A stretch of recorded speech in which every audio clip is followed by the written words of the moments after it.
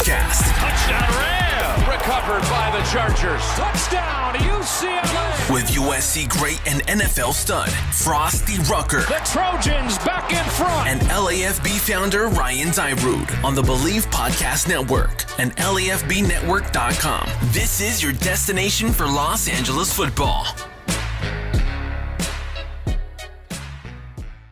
What's up, LA? This is Ryan Dyrud with the LA Football Podcast, and support for LAFB is brought to you by Manscaped, the best in men's below-the-waist grooming. Manscaped offers precision engineering tools for your family jewels. Guys, I know a lot of you skip past these ads or just ignore them, but this is one that will actually benefit you every single time you use this product. The worst thing you can do is get nicks, cuts, scrapes, gashes, anything to your southern region down below. It's painful. It's gross. You don't want it. So that's why Manscaped has redesigned the electric trimmer. The Manscaped engineering team spent 18 months, that's a year and a half, perfecting the greatest ball hair trimmer ever created and just released the new and improved Lawnmower 3.0. And even better, you get 20% off and free shipping with the code LAFB at manscaped.com. That's 20% off with free shipping at manscaped.com and use the code LAFB. I promise you, your balls will thank you. What's up, Los Angeles? Welcome into the LA Football Podcast. Always on the Believe Podcast Network. Always on the LA Football Network, LAFBnetwork.com, your destination for your favorite Los Angeles football teams. Fantastic show today, but first, welcome in my co-host, the great Frostee Rucker. What's going on, man? Yeah, man, I'm good. Good to be here. We do have a great show like you're about to allude to. I'm glad you slowed and pumped your brakes. But first, let's talk about those Kansas City steaks that we're about to order for Super Bowl. Yeah, kansascitysteaks.com/game day.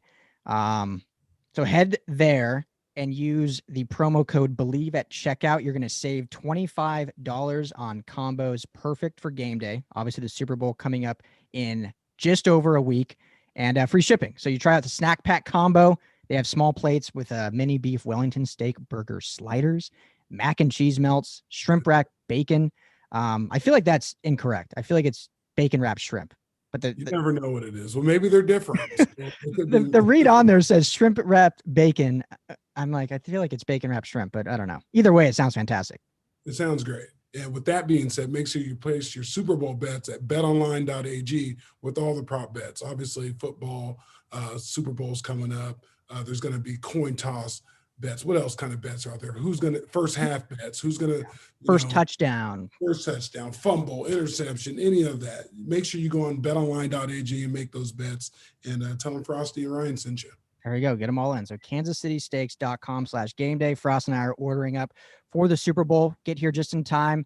Get those great meals. kansascitysteaks.com/game day. Use the promo code BELIEVE at checkout. And of course, betonline.ag, our friends. Plenty of stuff to go on there. So, but Frost, I'm excited about today's show. Chargers fans should be extremely excited. He's a fan favorite. Nick Hardwick, longtime center, snapped for Drew Brees, snapped for the great Phillip Rivers. Jump on the show with us and talking ball, talking afterlife. Yeah, man. Good to hear from him. Good to see him. We used to line up across each other, but now we're doing the same on Zoom. So yeah, so let's get right into it. We had a blast. So here's our conversation with Nick Hardwick. Hope you guys enjoy. All right, Chargers fans, got a great guest for you today. Favorite among guests. I feel like you can't totally say that about a ton of linemen, but this guy is a favorite among Chargers fans.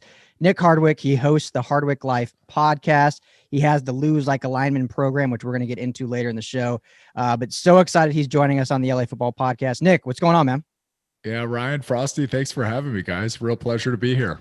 Absolutely. I'm pumped, man. And, we used to line up across each other. We always see each other across the 50-yard line. Now, we're on to a different life, and it's good to hear from you. Good to see you. You look great. And thank you. What's up, man? I was going to ask, thank you. Do you know, Frost, do you know how many times you guys played off the top of your head against each other? Just a few times, maybe. Did you look it up, Ryan? I didn't look it up, no. I didn't look it up either. I just figured. Ryan, Frostee, where were you in 2014? 2014. Were you in Arizona? Arizona, yeah. Correct. Arizona. So yeah, you were on the field during my last game. That was my last game ever. Wow. neck issues, kind of ended the career week 1, Monday Night Football, right? And and I remember taking on a bull rush from Calais, and that was it. I had so many stingers throughout my career. I mean, I remember every year coming out of the tunnel with like a new apparatus built on my neck or whatever. I got this, I'm 6'4", but I should probably be like 6'1.5", 6'2", based on the rest of my body. But I got this extremely long neck that's not advantageous to be a center.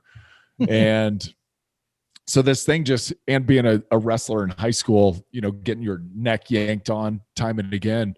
And then it was just kind of the end of the line, 2014. And I do remember, as I was thinking about coming on the podcast, I was like, I remember Frostee, that game specifically. And I know you got pissed at me for something. Yeah, well, you're a dick. Yeah. I mean, no. And I say that with all respect because, you're on the bulletin board, who's who. Obviously, if you play in the league long enough, and it's like, he's a dick. So he's got all the tricks. He knows how to get position on you. He's going to mess with you. And that was your MO. You did it. That is, you know what? That is awesome to hear. That is super awesome to hear. And I always liked when guys would give it back, right? It's like, come on, man. Point. Yeah. That's what we're here for. Exactly. That's why it's so fun. We talked a few episodes ago, and there's no more disrespect than if you're not on the bulletin board, you're not on the game plan. So being on the game plan, that's the highest sort of respect you can get. Oh, yeah. That is true. You want to be circled. Yeah. You want to get this guy, because this guy will give it to you. This guy's a dick. He'll push you over a pile. This guy's going to yank you down by your, it was all on there, and his name was attached to a lot of those. That's awesome. Good. I'm really happy to hear that. No, it's the edge, man. People don't understand. There's those little things when you're playing professional ball because guys are coming in at 22, 23 every year. You got to learn tricks of your trade to how you get your feet across and get your hip through and whatever it takes. It's whatever it takes. That's exactly it. Yeah. That and continuing to evolve, right? Just continue to evolve because you're right. You got the young guys coming in who have better bodies. They're not quite as good as you, but they're a lot cheaper than you. And so you're always looking to be replaced. I think that's something that crowds our mind every day we went to work. It's like, is it my day? Because football, like you can contest to, is like a revolving door. People are getting cut. They're working people's out. You may see a buddy from a long time ago, like, what are you doing here? Oh, I just had a workout. Good to see you. I'm just getting lunch. It's so much going on, but the true veterans have to find a way to keep it going. It's every year rehabbing in the off season. It's such a big deal, getting stronger and learning new techniques. Cause that's what happens when you play the way like we played and to figure it out, they start becoming techniques like, try this move. And that's right. We further the game, believe it or not. We do. Yeah, exactly. Yeah, we believe it. Yeah. Well, I think it's impressive, Nick, that you played, about 10-year career, storied career, all for the same franchise. What did it mean to you being able to stay with the Chargers your whole career and play for that great city? And, obviously now they're in LA, but play for San Diego and not have to move around a lot. What did that mean? And what did that, how did you, make awesome. that happen? Yeah, it was awesome. It was obviously the pleasure of a lifetime, and what a blast it was. And not to correct you because it's not a big deal, but it was 11 years. Yeah, but I'll get credit for that last one. No, right. But it was only one game that I played in because I went on IR right after week 1. Camp. You went through training camp.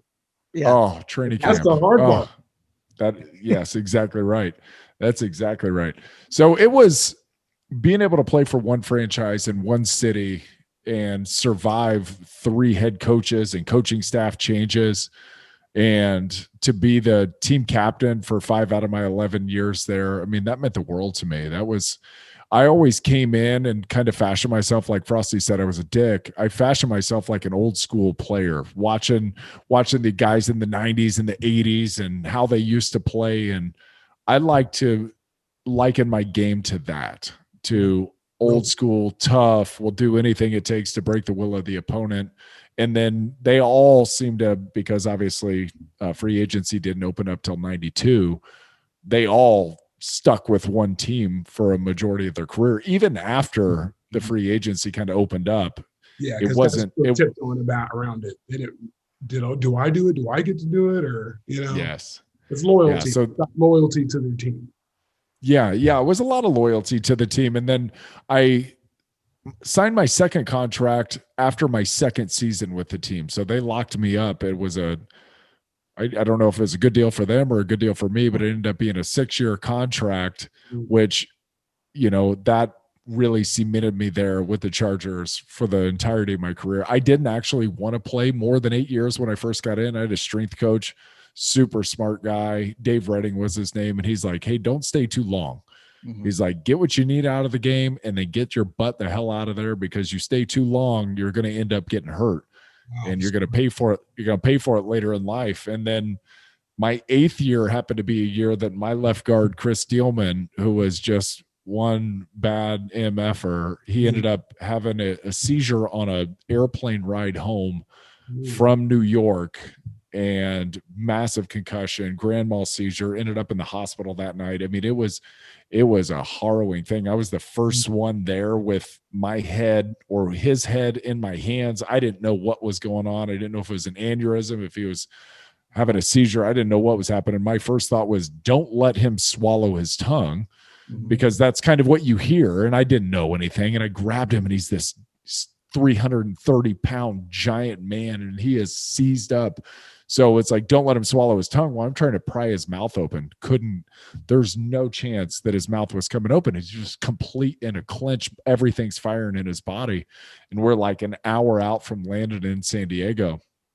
And then, so I just handed his head to a teammate, and I said, hey, don't let anything happen to him. And I ran to the back, and I was like, called the doctor, called the trainer. They came up, and then eventually kind of everything eased out. So I was on the last year of my contract in my 8th year, and that happened. And in my head, initially I was like, there's no way I'm playing any more football. Like, that was terrifying. And then they throw a good, healthy contract at you for 3 more years. And I was like, but how do I turn that down? Right? How do I turn down more money? It was like, it was good money. And it goes by, and Frostee knows, it goes by in the blink of an eye. It's like, I look back at 8 years and I was like, I still got good ball left in me. There's still a lot of money to be made. Let's go for it. And so I did another 3 years, and yeah, it was the time of my life. It's almost like you're pressing our luck. I went 13, and every year when I got to 10, I was just almost terrified that I was doing it. Like, I had the nuts to do it. Yeah. Honestly, I was like, that's why? Why? What do you have to prove? Obviously, I want to win a Super Bowl. I want to do this. You have those certain goals, but at the same time, it's just in you too. You're driven like this. I played football since I was 7. So I didn't know any other type of itinerary, any other type of schedule to be on. I knew the months and the off seasons when I could be fatty, and then I can get my ish back and shit. I knew I had it down, and it was a rhythm. But I tell you, each time I went on that field, past 10 years, each training camp, each practice, I count my blessings, man, because it can happen. And then it's like, what were you out here trying to prove? It is. There's so much of it, like your numbers being called. And with injuries, so much of it is just luck or misfortune, or the pile falls on you. And there is an art to staying healthy. And I learned that after getting hurt a number of times early in my career, that there was an art to it, and there was a little craft, and there was some of, hey, let's live to fight another play instead of trying to finish this guy to the ground and then getting rolled up, right? So there's some of that. It's like, know when to get out of the way. But you're right. It's you get older, you have kids, you start to feel really mortal for the first time. I thought that was when I had kids was the time that I sensed mortality for the first time. It was like, oh wow, there's a beginning to life. Wasn't about you anymore. It was like, I know. You start hearing you want to walk around and play catch, and I don't want to do that. You start hearing those things, and I'm telling you, pivoting that feeling with your own love for the ball game, and then with a contract, it's a hard thing to juggle, man. It is, yeah. And you do want to provide at the beginning of training camp that you had to take off your dad mask and your family mask, and you had to put on warrior mask. And that transition for me was always brutal. I always thought I was going to retire on the drive into training camp, where I'm in the car, and it wasn't far for us, and we had to go 15 minutes to Charger Park from my house. And I always thought there was going to be a time, because it was the same feeling every time. It's like, we've got a mountain of work ahead of us. This is going to hurt like hell. And the more I'm in, the further removed I get from like that savage that came into the league. And it just becomes a little different with kids and wife, and like the whole dynamic changes. And it was almost painful, like leaving behind yourself for 6 months and going, okay, I'm going to check this human. I'm going to check him at the house, and I'm going to get in the car, and then I'm going to show up at the hotel. And tomorrow I just got to be somebody different. And that became painful. It hurts. I can't imagine. It's trauma. It's like leaving like a part of you behind. And like, I went through the same thing. I had a training camp without my son was born. And there was months where, mama's bedridden and at the house getting him, accustomed to life and this, that, and the other. And I'm in training camp, and I just missed him so much. Pictures weren't enough. FaceTime just wasn't enough. It wasn't enough. It's not enough, because you know what it is when we're all fathers here, having your kid up here and just chilling out on the couch, going skins, no shirt, it just, that full vibe, that hurt, man. That hurt. That's big time. There's some tough SOBs out there that can, like you said, put that warrior shield on and be a superhero for a certain amount of hours, and then take it right off, shower up and get the hell out of there and get home. And remember early in your career, before that happened, you know what I'm talking about. Early in your career, you stay extra late getting rehab and treatment and, making sure that when you start having kids, it's like, I got to get the hell out of here. Yeah. I'll come earlier. I got to go. Yeah. I'll come earlier in the morning. That's it. Yeah. It's like, I'll slip out of the house when nobody's awake, and I'll get all my work done early, and there's no more you do kick it with the boys, and road trips became like the thing when it was like, now we get guy time. Like, once you get married and have kids, road trips were everything, and you get to sleep in your own bed in the hotel room. Oh, that was the best. We call them bro downs. I'm waiting for that. Having a bro down. I like. Perfect. You need it sometimes. Nick, when you did step away, was it were you like fully ready, or was there still, because a lot of football players say like, they're physically, but they're not mentally ready. They still are like waking up, ready to go to practice. When training camp comes, they have that mindset. Or were you just like, I did my time, I'm good, I'm ready to be home? I still have that mindset. It's crazy. Physiologically, it just gets burnt into your body. Yeah. It's crazy. So like when my team's out, like when the Chargers are out, or this year I was cheering hard for Phillip Rivers, when his team ended up getting beat in the playoffs, then like I go through an emotional 2 weeks where I'm just kind of down and out. I'm like, what's going on? It's like, oh, it's the end of the season blues. Like, this happens to everybody. And then you just physiologically don't feel right. And then I start at the end of July, beginning of August, start getting like super aggressive and like just chomping at the bit and restless. Yeah. It's getting ready for training camp. My body's still getting ready for training camp. And one day I wake up and I'm like, what are you all anxious for? Like, you're not going to fight anybody. Calm your butt down, body. But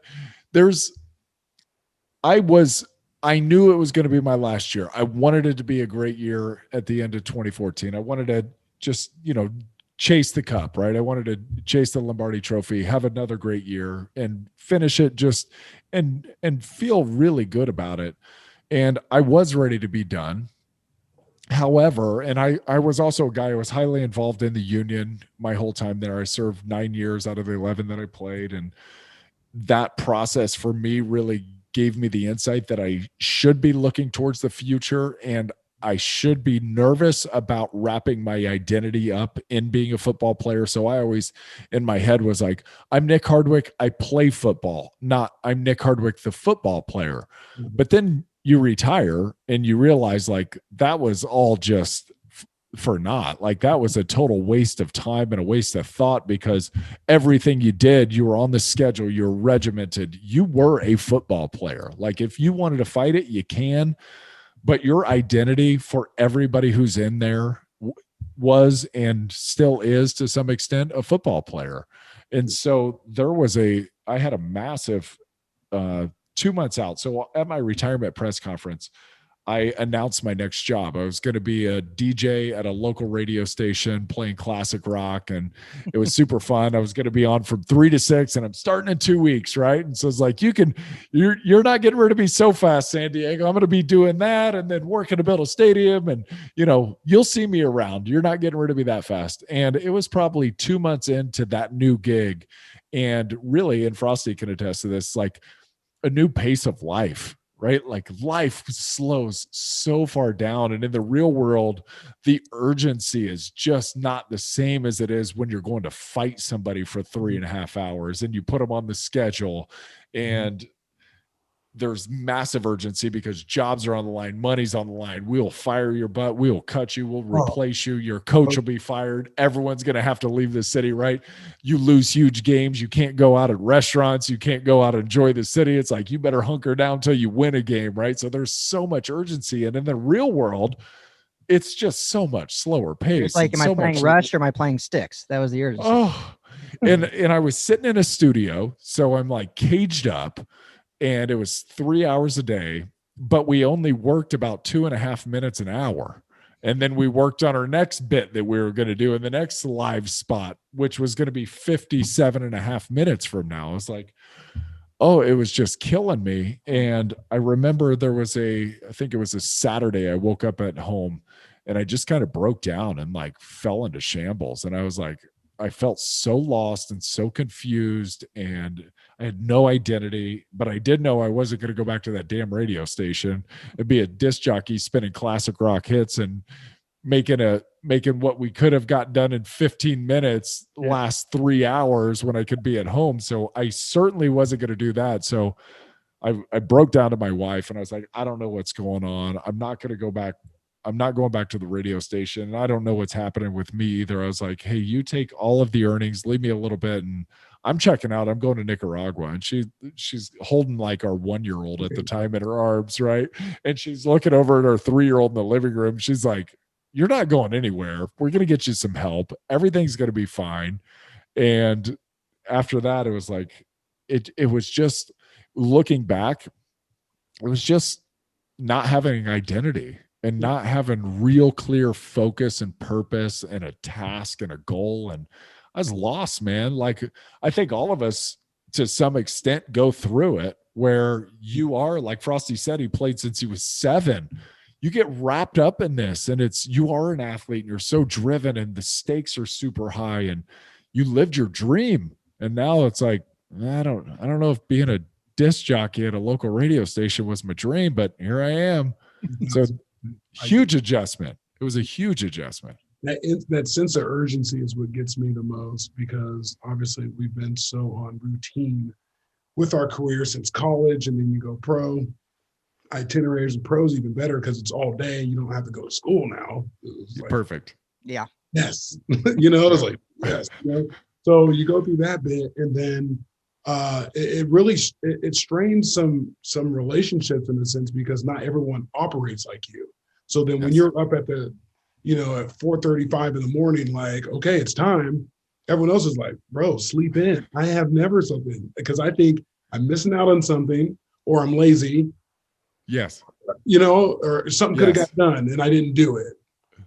And that's just because I've had over a decade or close to 2 decades of the same itinerary. Get your ass up and get going. Yeah. There's something to work on. Coaches are the worst talkers in the game, because they'll tell you everything about yourself inside and out. They don't care. They don't hold anything back.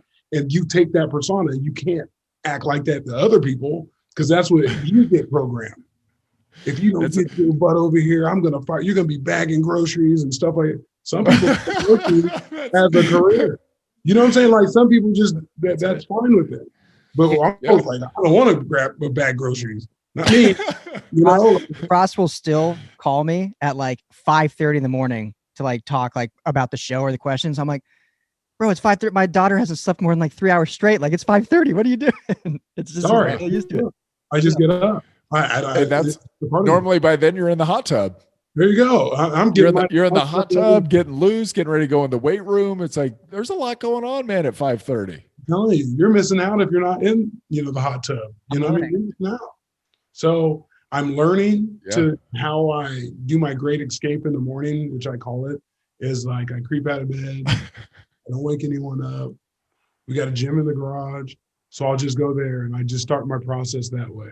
Or I go downstairs and I write some stuff out and I just leave people alone instead of like being loud and like, Yes. it takes time. I'll tell you that. It takes time to adapt to everyone else.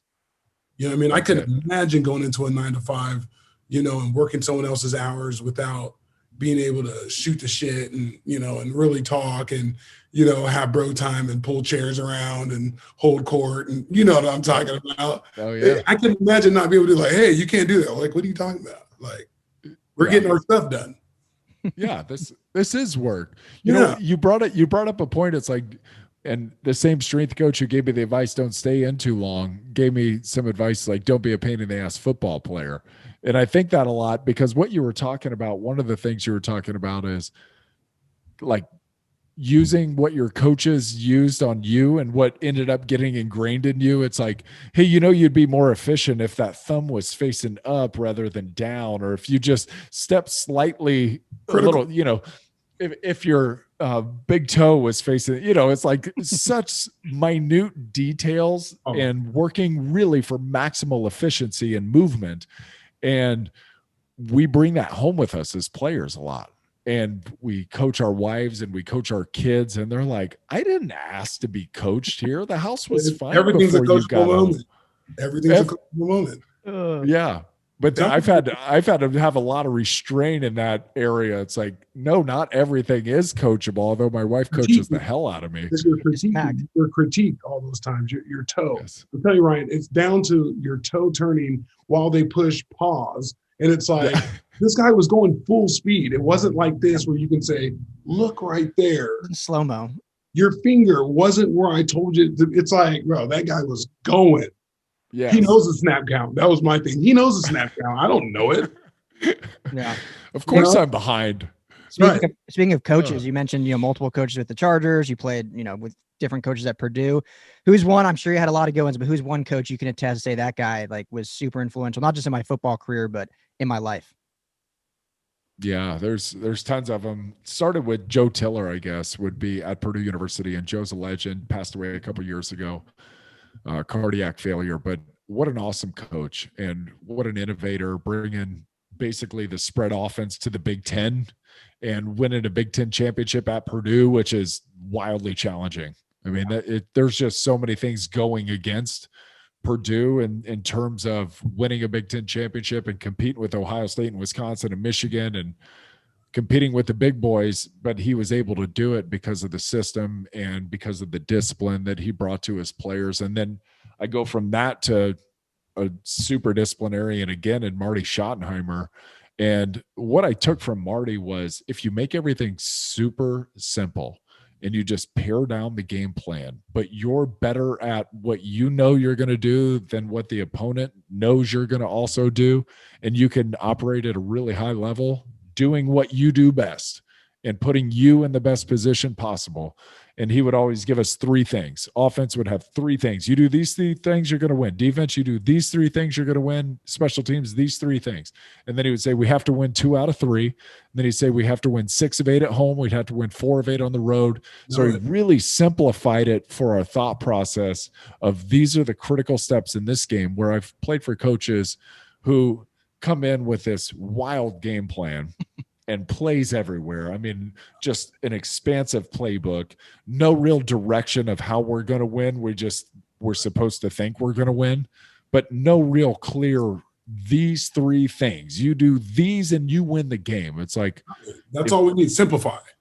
Very simple. Yeah. Let us play fast. Let us play fast.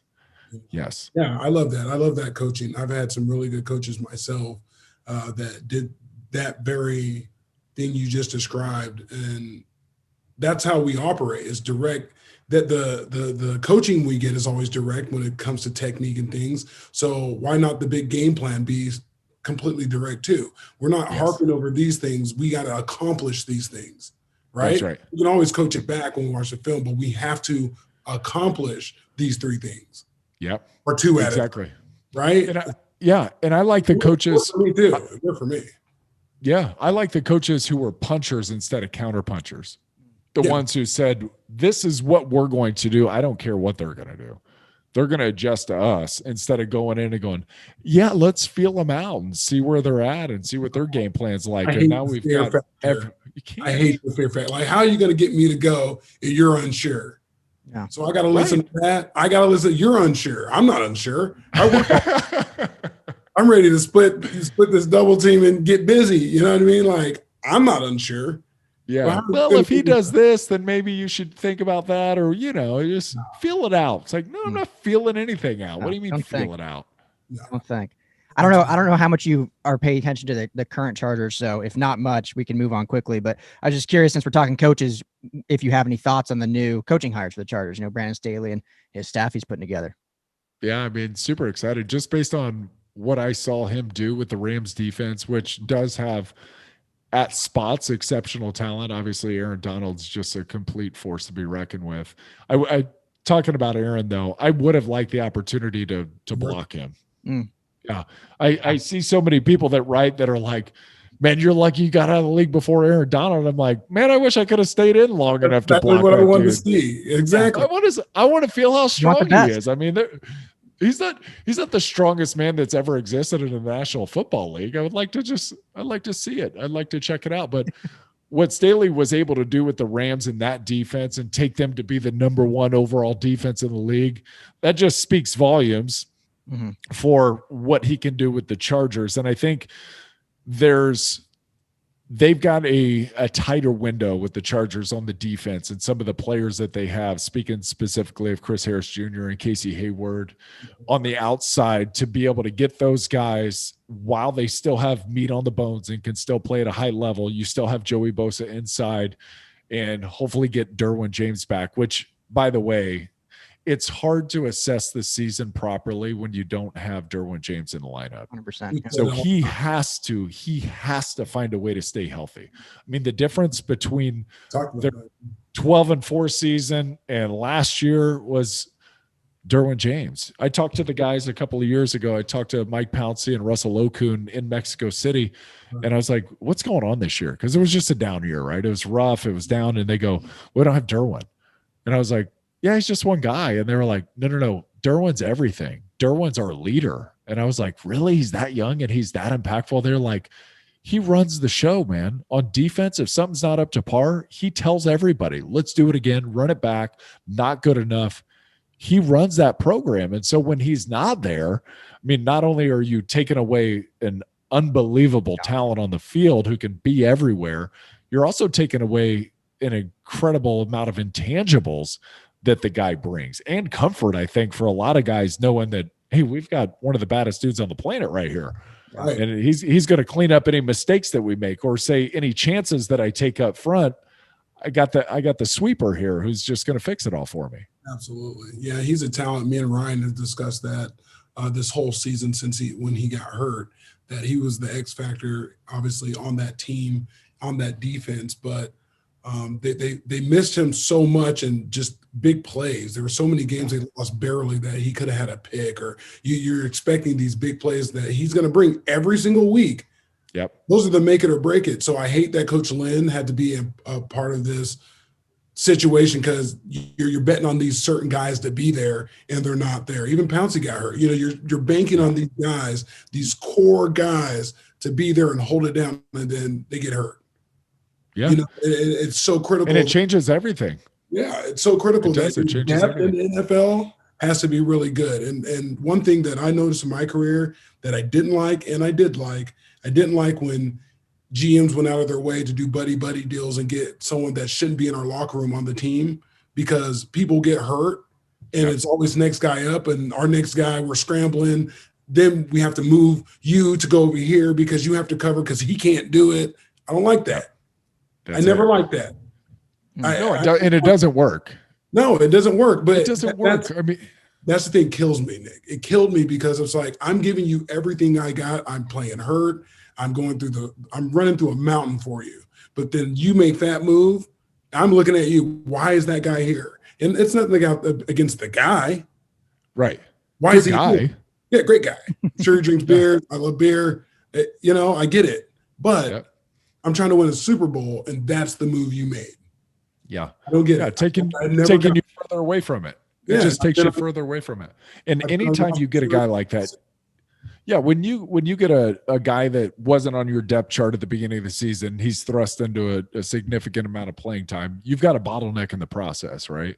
Oh, yeah. It's where now we've got a defensive coordinator who's got to work around one guy to not get him exposed. So everybody's kind of shifted over here, which then leaves you vulnerable in another spot, and then have another injury. And Chris Harris Jr. goes out, and it's like, okay, now we can't protect 2 and 3 people at the exact same time. You can only protect the one. And so when you start having these bigger injury issues that kind of spread throughout the team, then there's too much to work around. And it's just not possible for these coordinators to have game plans that are effective. It's just not. Yeah. And then head coaches lose jobs because they don't throw people under the bus. But me and you know that you can't cover for 3 people because people are going to get exposed. That's just what happens. Some people can't play cover 3. Some can't play cover 2. Some guys just can't do it. And then they're on the roster and you're trying to, sugar from shit. I'm sorry. Yeah. This is like the first episode I've really cussed, by the way. It's fun. It's good to get out. It's therapy. So there you go. I'm talking to you, I know you know. It's a unique thing to see how rosters transpire with the depth and losing key guys, how much that can really hurt you because people end up losing jobs over it. And here we are. Me and Ryan had talked about Dyrud. I was like, early in the season, like, what can he do different? He's a big top-heavy guy. Maybe he eats meat. Maybe he needs to go. Who knows what it is? But it's not him not working hard enough. It's like he has to tweak his whole training. It's something that really, because he's injury prone, but he's such a talent. So it's like, like I said earlier, I was like, I wish the people around him would be like, hey, we tried this, we tried that. I wish they would bring an education around him and tell him there's other options to do and how to lean out, how to do this, how to do that, to make him the ideal specimen that he is and see the product that he can bring. And one of the things with guys like Derwin, and they're so rare, so it's hard to say guys like Derwin because there's about 3 of them ever on the planet at one time, is he's got such horsepower and such torque on such a light chassis. And so it's like throwing a 700 horse engine into a Honda Accord and asking it to hold up. So part of it, I think, comes from his exceptional, just as his muscle, the ability of his muscles to take him so fast and with such force. And then the ligaments and the tendons, like, they're still not where in the bones, even it's like maybe not able to stand that. So part of it for Derwin would be back to the art of staying healthy is throttling, finding ways to not go 100% because, hey, buddy, you don't have to play 100% to keep up with all these. Yeah, you're Superman. Normal guys. Yeah, they have to play at 100% to stay up with you. You can go. And this was like one of the great things that I learned watching LT was LT never or rarely got hurt until the end of his time in San Diego because he didn't go 100% very often. He only used it when he needed to, when he had to pull away, and he would set everything up, and then he would flip his hips and his feet would do something, and then he would capture the edge and be like gone, but then he would slip out of bounds and nobody would get a big hit on him. And so part of that is, play at your 85% because you're Hall of Fame talent, and those guys don't have to go 100% all the time. Now, when they do and when they can stay healthy, then you have the Aaron Donalds of the world who do go hard every play and do have more than what other guys 100% are in their body. But I would definitely encourage him to throttle it back and to not use all of that kind of Jedi power that he has all the time. That's such an interesting point because I think especially guys like me that didn't have the talent. I mean, I didn't play past high school, but you're so ingrained in your coaches saying, I need you at 110%. I need you going 100%, 110% all the time. And so who's to say his coaches his whole career were telling him that? And now it's like, wait, you want me to scale it back. Like it sounds lazy almost in your mentality. So that'd be hard to like really get that in your mind. Like, well, I'm not being lazy. I'm just playing smart. And part of it is I want you to make your plays. I don't need you to make every play. I just want you to make the plays that you're supposed to make. And there are going to be times in certain games where you're going to say, hey, Derwin, we could use you, dude. Like, do you put the cape on? But other times it's more, hey, let's just play our spot and pick our spots. And that just comes from kind of the wisdom of being around the game and knowing when my play is to be made. Like, look at Ed Reed and all the years that he played and how healthy he stayed and how much impact he had on every game that he was involved in. But he was also choosy. You know, he was choosy because he knew when the game, he was able to slow down enough to be able to process the game to go, now's going to be a good time because I've sensed this. They've been building towards this. The play's coming this way. I'm going to put myself right in position. And I think that's what we learned too over the years, Frostee, is like, you can work less hard when you get older, but you just put your body in the right spot to make your play at that time. Just let me check that box. Let me get my assignment done. And I don't have to work so hard to get it done. There are plays that are going to require exceptional effort, and it's going to be me and you, and we're going to be grunting and straining and all that. But then there's going to be plays too in pass pro where if I just sit back, you're going to come right to me and you're going to try to, the move's going to be gone. And I'm going that way anyway. Yeah. I get it. Yeah. I get it. So don't work so hard. Angles and hand placement and targets. I had to like keep redefining and learning. And like I said, I end up making new techniques and things that guys use now just because of the way I start playing football, cheating plays. And I'm supposed to be in a 3, but they have a near eye and I'm sensing they're going to run right here. I'll just go in a 4 eye and take on this tackle, but let me wind down here. But I'm like, well, I've seen this play a million times. I'm not just going to sit here and take on 600 and some pounds. Like, if I don't have to. Right. Right. Yeah. Let me find a smarter way to split this double team. Than sit here and play the technique that the coach told me to play. Coaches loved it. But what took me to like get that confidence, I had a really good coach that played it before. And he knew, he's like, well, they're going to down block right here. Why don't you just play into this? And then I was like, okay, well, can I just sometimes take myself out of that 3, stem to it and get in the 4 eye and just blow this tackle? Because he's just, he's going to climb. He's trying to climb. He's not trying to really ride the double. So I'll just take him on, guard whiffs. I'm a hero, Yeah, linebackers running free. I mean, a few more years. Yep, that's right. Yeah. I mean, it makes total sense. Even though I didn't play, it makes total sense. Before we get to your fitness program, Nick, because I really want to talk about that, but you got any Phillip Rivers stories? The legend just retired, announced it officially, going to be a high school coach. You play with him, you play with LT, you play with a lot of great players. So you get any players you want to tell any stories, or I'm putting you on the spot, but just any fun stories you want to share? Yeah, I mean, I got the opportunity to snap to Drew Brees my first 2 years in the NFL, which was awesome because also a Purdue Boilermaker, and I walked on at Purdue because of Drew.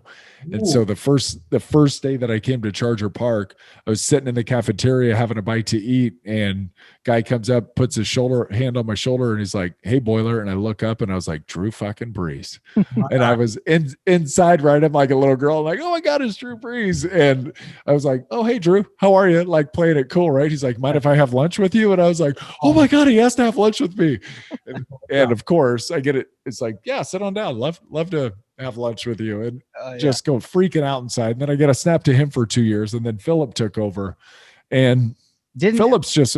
I don't want to cut you off, but before you go ahead, I don't want to cut you off. But didn't Purdue go like from Drew Brees to Kyle Orton? And didn't you guys like not lose a game for like 4 or 5 years? Oh no, I wish that were the case. We did go from Drew Brees, but people missed the Brandon Hance era. That's right. Brandon was he came to SC. We got him. That's right.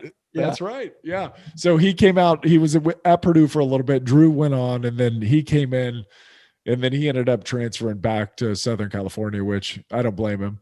And then Kyle took over. We had a really good football team with Kyle. We had some great players. The year that I ended up getting drafted, I was the first of 9 of us to get drafted. So we had the second most that year. I think it was Miami had 14 or something. Ohio State had 9, and we had 9. Crazy. And so we had some really good players there. But back to Phil. Yeah. I mean, it's just what a guy. What a guy. And Frostee can probably attest to this. It's like when you're competing against him, or when you've seen how he's been portrayed in the media, you're like, what a heel that guy is. I mean, he's like a WWE heel, right? He's like when Hulk switched over to the NWO, and you're like, what is this guy doing? That's how Philip was portrayed. And that was ever since going back to the trash talking scene in like 2008 against Jay Cutler. Yeah. And so it just kept kind of going down that way when in-house, and I get it from like other coaches' standpoints or player standpoint, like when you compete against him, he is going to talk trash to you, but he does it. It's so funny. He's incredibly cutting. He's witty. He knows something about everybody on the field. He knows everybody's job. And so his trash talk was basically telling you that you messed up and you blew that play. And I saw that double team Frostee, and man, that was your gap, right? Or telling a linebacker, you know, he's like, hey, we knew that blitz was coming because you were aligned improperly. Like he knew everybody's role on the field. And so I think one of the things that people don't know is when we would have guys come from other teams like Jarrett Johnson, who's a dear friend of mine now. He came from Baltimore, outside linebacker, super tough. And he was like eye roll going to San Diego at the end of his career. He's like, got to play this damn Phillip Rivers. Well, he's one of Phillip's best friends. And it happened in about 5 minutes after meeting him in the locker room. And he's like, hey man, I tell you what, that Phillip Rivers, that guy's awesome. He's like, I just had a 40-minute conversation with him. I just met him. He's awesome. And it's like, everybody says the exact same thing the minute they meet him. And he's an incredible dude, the best teammate ever. He'll do anything for you. And he's got his priorities straight, right? It's faith first, family second, football. Mm-hmm. Yeah. Big family too. Big family. 9 kids. Yeah. Do your boys hang out with his kids at all? Oh yeah. Yeah. And it's funny when they get together and you guys know this, is like when football families get together, it's so weird, but the kids are just like best friends instantly, and they know how to treat each other. And it's like the houses are governed the same. Discipline is high usually. And they just go, and they're physical kids. Like I'll get together with Chris Dielman, and his boys are 2 years older than mine. So they're like 11 and 9, and mine are 9 and 7. But when they get together, it's like, we don't see them for 4 hours, and they're all good just because they're football kids. They know how to be. It's just like when we get together, we know what's going on. Exactly. We pull the tables around and we can round table and we get it. I'm dealing with the issue now. My 3-year-old at preschool, he's such a football kid. Lincoln likes to wrestle. Lincoln likes to be. I love that name. Yeah, Lincoln Frost. So Lincoln, he's all about it, but all the other kids aren't. So I got to tell him like, chill out a little bit, bro. Because he's at home. It's on and popping. We're it's like 4th and 1. Yeah. Oh, that's awesome. All day. Hey, you got to look up a famous Iowa wrestler. His name's Lincoln McElravy. Okay. When I was growing up, he was like one of my idols because I was a high school wrestler. I didn't play football, but I was super into wrestling. And Lincoln McElravy was just this badass. He had a mullet. That's a great name. But he was awesome. But I tried to get my wife to allow me to name one of the boys Lincoln. So when I hear that, I'm like, that's rad. There you go. Connection. I love it. So, Nick, let's talk about Lose Like a Lineman. Seems like a great program. I first met you in Miami last year at the Super Bowl briefly at the Believe table. And I saw you when I first met you. Antonio Gates was cruising by, and so you guys were exchanging pleasantries. And I was looking. I'm like, I can't tell which one's the Hall of Fame tight end. I mean, you look fantastic for being a center. So what's the secret? I look like a kicker. I look like a kicker now. A beefy kicker. I don't know. A good one. So in 2014, we talked about it. My last game ever played was week 1 against Frostee and the Arizona Cardinals, Monday Night Football. And the last year of my contract, and I knew immediately I was going to retire after the year. And so all of our coaches say the same thing. It's like, when you're done playing, you either go one way or another. You either get huge or you get skinny and lose it immediately. And I was like, well, I'm not getting huge because I wrestled at 171 pounds in high school. Wow. And I just knew what it was like to have like 5% body fat and be able to climb 30-foot of rope with just my hands and no feet and run for miles on end and just felt superhuman and have a six pack and, feel sweet about yourself. And so I knew all that. And immediately when I got put on IR, this program just came to me, and it's turned into Lose Like a Lineman. But it came to me, this program, from everything I'd been reading about like calorie restriction and intermittent fasting and metabolic flexibility, and all these things kind of came into me at one time. And so I came up with a structure where I had everything in every meal that I had was about a 600 calorie meal. And I would do different days with the 600 calories. So one day I'd have 4, another day I'd have 1, one day I'd have 3, one day so it was like random variation, because that's how we were always told working out. That's how you're going to get the most gains the quickest. So I was like, I'm going to totally jack my body around and not have it know how many calories it's getting on any given day. But I made the structure in a way that after a day of not a lot of eating, 600 calories total in one day, then I would go up to 2,400 calories. Then I come back to 1,200. Then I go to 1,800. But on average, that equals like 1,500 calories. And, to stay at 300 pounds and be lifting weights 6 days a week and running and playing ball, I was eating 7,000 calories a day. And so here's something a lot of people may not know is roughly, and everybody's different, but it takes about 3,500 calories of a caloric deficit to lose 1 pound. By the same token, it takes about 3,500 calories of overconsumption to gain a pound. So if I was having 7,000 calories and I was down to on average 1,500 calories a day, I was losing a crazy amount of weight. Initially, I was losing 2-3 pounds a day, and just eating. And the workout part, and what I figured out during the whole thing was a lot of times the workouts would work against me. And so if I went really hard, then I'd be famished, I'd be drained, my body would feel that stress, because everything we do is a little bit of stress. And it's like, eat to stay awake, eat because I'm tired, my muscles are sore. So I figured out that it was like real short, quick bouts of working out. And a lot of yoga, a lot of walking, and just being active throughout the day was kind of the recipe for me to not get sore, to stay active, and in the long haul, burn the most calories. And so I came up with this program, and I ended up losing a little over 85 pounds in 4 months. I showed up at my retirement press conference, and I was 208 pounds. And I got accused that day by Tony Kornheiser, on Pardon the Interruption, of being just another example of one of these offensive linemen being so juiced up on performance enhancing drugs like Purdue chickens, which I thought was kind of cheeky because I went to Purdue. I was like, this guy doesn't understand the body. And I got super inflamed and irritated. And I looked at my wife, who was watching with me, and I was like, you see this shit? Like, I got to say something. I got to come back at him on Twitter or whatever, which was kind of my only platform at the time. And my wife goes, no, let's not do that. Let's not do that.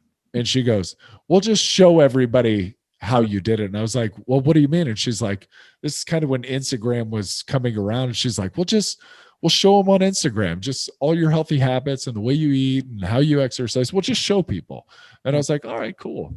And so like, it's been 6 years now. And for 6 years, basically on Instagram, people have been emailing me or DMing me. It's like, how'd you lose the weight? What can I do? What's the formula? And I've been sending everybody basically a one-off plan. It's like, here's what I did. Here's what you could do. And it took until the quarantine, really, and my family relocating back to Indianapolis to have time and space to be able to put this thing together onto one unified Google Doc, which is now, like, it's so expansive. It's turned into 5 ebooks, but it started as a Google Doc. And so when people would write me and ask me for the plan, I would just email it to them. I was like, hey, take this, do what you want with it. I'm not having anything to do with it. I was like, I don't know. On you. There was a guy, John Zinser. He's 53 years old. Okay. Played University of Pennsylvania offensive line, 325 pounds. And he wrote me and he wanted the program. And I said, hey, John, do me a favor. just keep track of how you do. Let me know what we could work on, how we could tweak this thing. Let me know how you're doing. Keep track of your weight, before and after pictures, all that. Send me an update every week if you don't mind. And he was sending me updates. And after like the first month, this dude had lost 25 pounds. It was crazy. Wow. And I was like, whoa, this is really something. And so I had 5 other guys write me on Instagram. They're like, hey, where's that program you've been talking about? And I was like, here, take the Google Doc, and now let's meet on Sundays and we'll have a Zoom chat and we can hold each other accountable and kind of, I can talk you through the program a little bit more. They were all dropping crazy amounts of weight. And so I was like, all right, now we got to turn this into something real, like a program. I just had to get it out. I just felt compelled to, it's like, get this thing out, turn it into an ebook. Went to Upwork, found some graphic designers there who could do all that stuff, because I don't have the abilities to be able to do that. Turn it into an ebook, launched a program, and in the first week it went crazy. And now we've got a pretty significant amount of people in the program that are having a lot of success. And I'm still doing the Sunday Zoom chats, holding everybody accountable. I've got this Lose Like a Lineman network where we're collaborating, sharing ideas, supporting one another. It's like, dude had a rough day yesterday. He went to a hockey game, had a bag of M&Ms, and got home and had some potato chips. And it's like, hey, it's all right, man. Just get back on the wagon today. Start again. We can always start again. So it's turned into this super awesome community of supportive people. We got people all over the world, I can say now. We had a guy join our call on Sunday that was in Ireland. And it's been awesome. It's been amazing for me to be a part of it and to see people having real results. And what I like to say is they're reclaiming their health. And when you do that, then you can reclaim your life. That's awesome. Well, yeah. Where can we get it at? Or where can everyone get it at? Yeah, get it at hardwick.life is the website. It's like hardwick.com, but it's hardwick.life. And use the code HardwickFF25 for 25% off.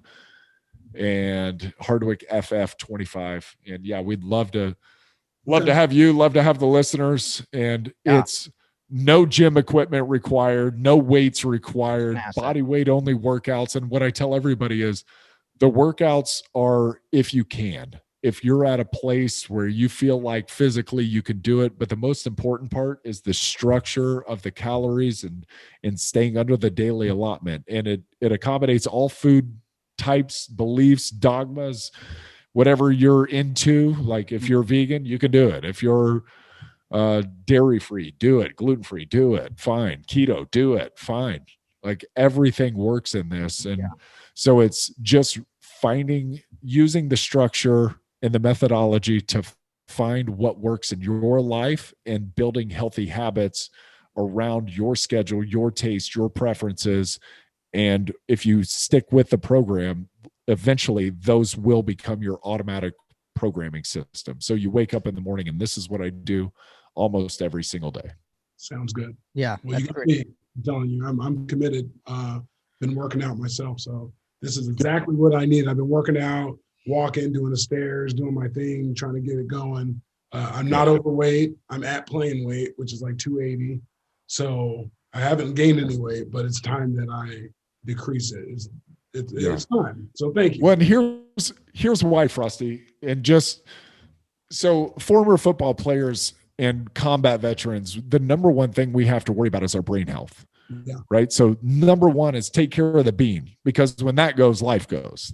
You have nothing if you don't have a healthy brain. I don't want to say just a brain. It needs to be a healthy brain, thriving brain. Well, if you are overweight, every pound that you carry around in excess equals 3 to 4 times the force on your joints and the stress on your joints. So if you're 30 pounds overweight, you're talking about 90 to 120 pounds of excess weight that you're putting on your hips, your knees, your ankles, and all those little bones in your feet and toes, right? Mm-hmm. Like that's a ton of stress compounded over years. So the main thing for losing weight is so you can continue to work out for the remainder of your life until your 80s and your 90s. So it's the long game, really. So you want to be able to work out to be able to pump fresh blood and oxygen back to the brain. So the real key is being able to eventually stay active and to exercise every day and pump that fresh blood and oxygen in there, get that ring rust that we've got built up in there and remake your brain. But you can't do it if you've got the excess weight on. So the only scientifically proven way to stave off neurocognitive decline, exercise.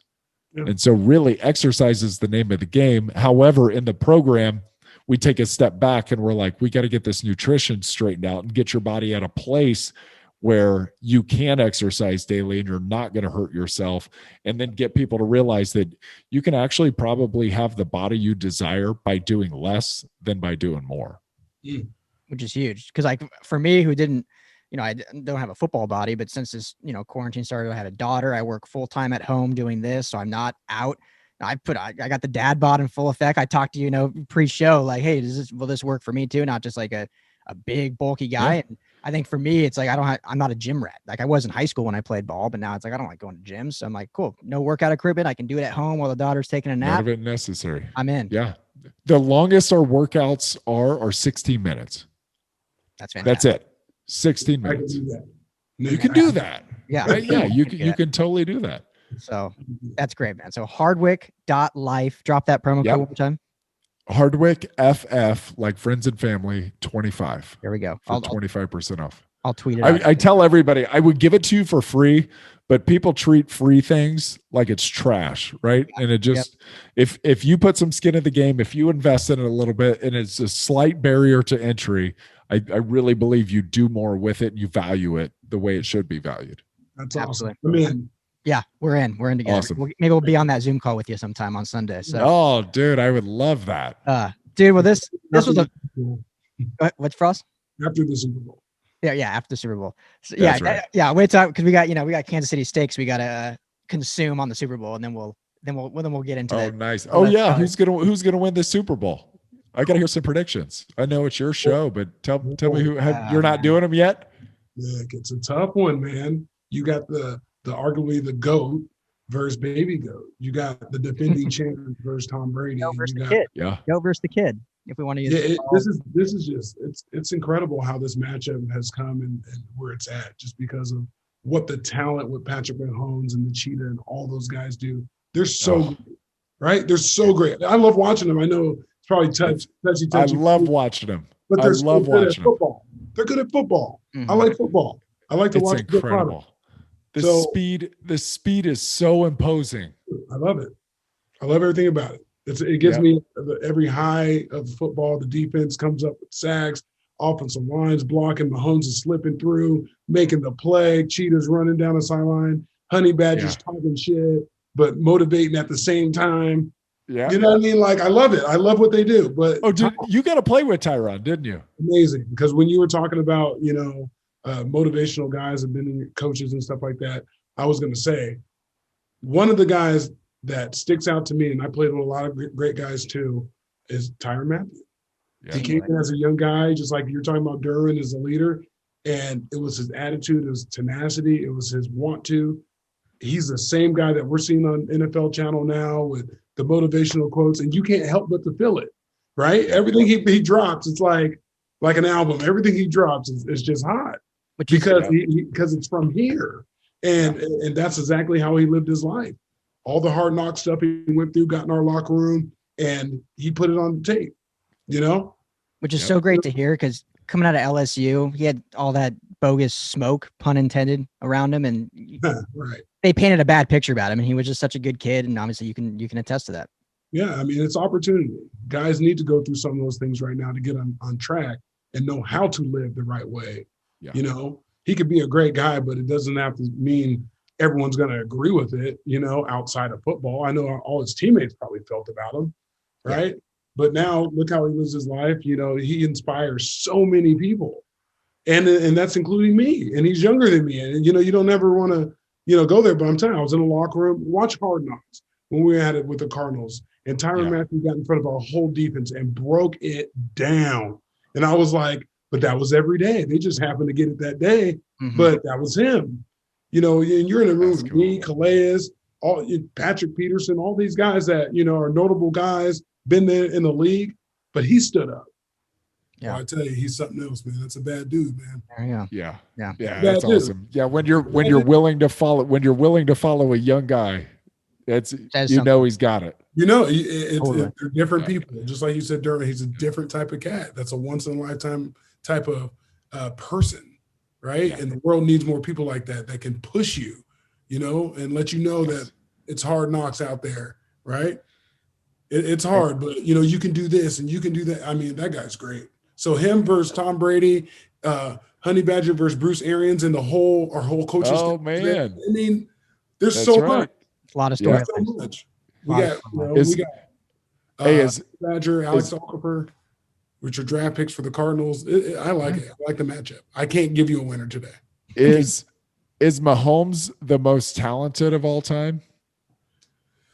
Oh man. Complete, yeah, because I mean, Brady's the greatest of all time, but Patrick's got to be the most talented of all time, and he's not even. I want to give him. He's time. not even there. He's not even at his best yet. Yeah, he's I like can't even 26. judge that if he's the greatest all time yet until his career's over, until he goes the distance like Tom. But if most talented? Like Tom, But most talented, I think we can say, like just the physical tools he's shown in 4 years. Yeah. Yeah. The 80-yard bomb that he can do with the flick of a wrist. Yeah. His Charger. escapability, picking up a 30-yard rush. I mean, the guy's It gets the brilliance is in the extracurriculars, and when he gets out of the pocket, and his accuracy is just unbelievable. Once he's out of the pocket, it's over.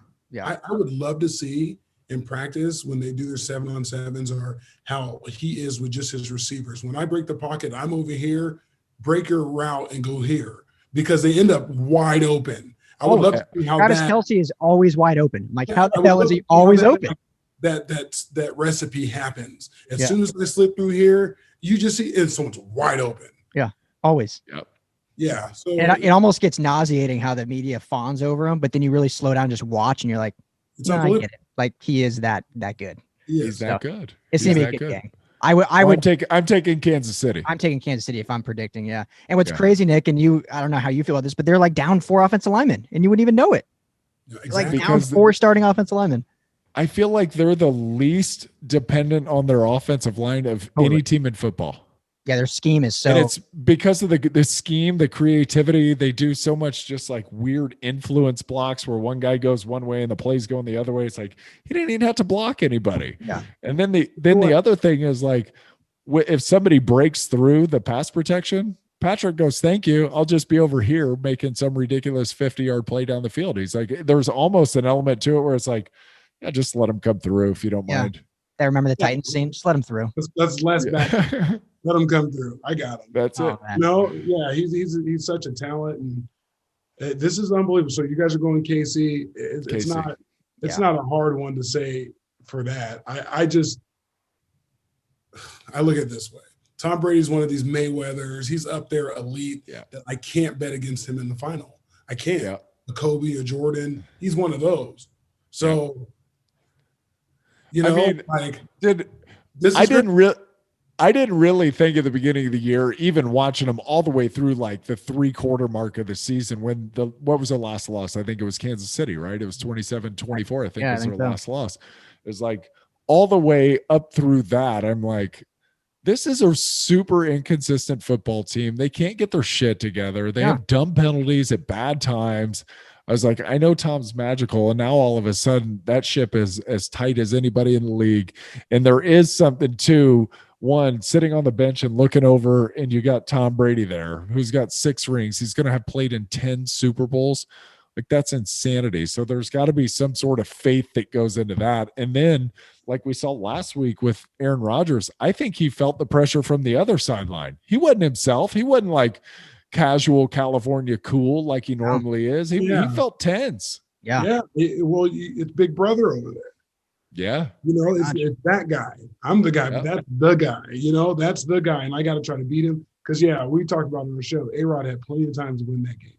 The 3 picks by Tom, he had plenty of chances. You don't win an NFC championship with 3 interceptions. And they did. And I saw a crazy stat that the probability of Tom Brady being in a Super Bowl over his career is higher than Steph Curry making a 3. Which is insane. That's percentage. Like his percentage of Super Bowls in his career is like 45%, and Steph Curry's 3-point percentage is like 43%. It's unbelievable. I've never made it to the game. I got NFC Championship game, and that took 13 seasons. A lot of guys don't even get to the playoffs. They play on bad luck teams that just don't route to anything. I play for the Bengals. I get it. Yeah. Tequila Spikes. Tequila played and he went how many years one and it didn't work. He was on every team on their down trip. He played everywhere. He played on every team, it felt like, and he still didn't make it to the playoffs. Not once. I think it was like 15 years or something. Yeah. Poor guy. It's good, probable. It was like a real detailed thought process to pick the team, and he got on really good teams that should have went to the playoffs, and it didn't work. It was like, it's heartbreaking. It really was. It's hard. Sorry. Well, Tom goes every year. I mean, come on. Yeah, come on now. So he's one of them. How do I go against him in this playoff game? You want Tom Brady with the fourth quarter drive? If Mahomes is on the sideline, Tom Brady doesn't care about Mahomes on the sideline. That's Tom Brady time. He's going to close it out. That's Tom Brady time. Yeah. So which tough one. I have to get back to you guys on that one. I gotta look at the film a little bit. Do it next week. So. Oh, man. Well, this was fun, Nick. I really appreciate it. I know I always tell guests like, hey, yeah, just 20, 30 minutes. I know you're busy and we're going over an hour, but it was just so fun talking to you. So I really thank you for taking the time, jumping on with us. You're the man, dude. Hopefully we'll do this again and stay in touch. Yeah. Hey, anytime, guys. Love being on with you. Time flew. Yeah, you might see my credit card pass your screen once I ordered this. Right on. But I'm definitely using the FF25. Yeah, there you go. Yes. Hey, looking for the motivation. Looking forward to seeing you. Thank you, brother. So Hardwick.life, Hardwick.life, promo code Hardwick FF25. That's it. Hardwick FF25. And also check out the Hardwick Life podcast on the Believe Podcast Network or anywhere you get your podcast. Nick, man, really appreciate you, bro. Stay safe, stay healthy. Enjoy the Super Bowl. We'll talk soon, all right? All right. Thanks, guys. Appreciate you. See you, man. Good luck. All right, man. That was fun. That was a good time. Yeah, man. Anytime I get a chance to talk ball or someone that, was in the league a decade and knows the highs and lows, been through the double days and the hard times of football, it was a pleasure. We used to line up versus each other, like I said in the beginning, and it's just great to see him in the second life. I did miss out on the opportunity to tell him that I think that he's going to be one of those first jerseys that go up in that brand new, beautiful stadium at SoFi. I do believe that his jersey should be up there in the rafters. He gave it his all. A guy that was loyal to his team, played there for 10 seasons. Thanks for coming on, Nick. Yeah, no, that's a good point. You don't hear a lot of linemen in like the Ring of Fame or whatever they'll have at SoFi. I don't know how they'll do it with having two teams playing there. But I know, a lot of stadiums have their Ring of Fame, and I think he's certainly one that if he wasn't in Qualcomm, I think he certainly will be in this new one. And just a great career. Awesome guy. I had the pleasure of meeting him, like I mentioned, in Miami briefly. But it was good to actually really sit down and get into it. So I had a blast. It was a lot of fun. Yeah. I love doing these as a non-player, being able to just meet these guys. And I love watching your interaction with them when you talk to players, just you guys going back and forth. Like I just turn my mic off and just sit and enjoy it. I love it. Pretty cool, man. Cause we all look to vent of people that understand exactly what we go through in the day to day. And just like that episode shows that, we're all battling the same type of things of identity and things in our second life post career. So again, thanks Nick for the motivation. Thanks for the conversation. Hell of a career. Glad I got to battle versus you, and we're going to keep doing it. There we go. Keep battling, keep going at it. So, I hope you guys all enjoyed. Make sure to subscribe to the show wherever you listen to podcasts. We are everywhere you listen. Video platform on YouTube. Subscribe to the YouTube channel. We want to get those subscribers up. If you want to see these mugs in front of you, plus, we throw up highlights and stuff like that. And we're going to be doing some game breakdown film, or we're going to be doing some film breakdown, I should say, as well, coming up into draft season. Senior Bowl is going on. So that's at LAFB Network on YouTube, or you can find the podcast, Believe in LA Football, wherever you listen. Frost, appreciate you as always.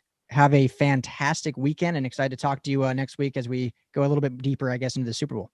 Yeah. Thanks, buddy. In LA, thanks for having us today. I hope this show resonates with you guys and you guys love it. Absolutely. So everyone take care. Have a great weekend. We'll talk to you all in a few days.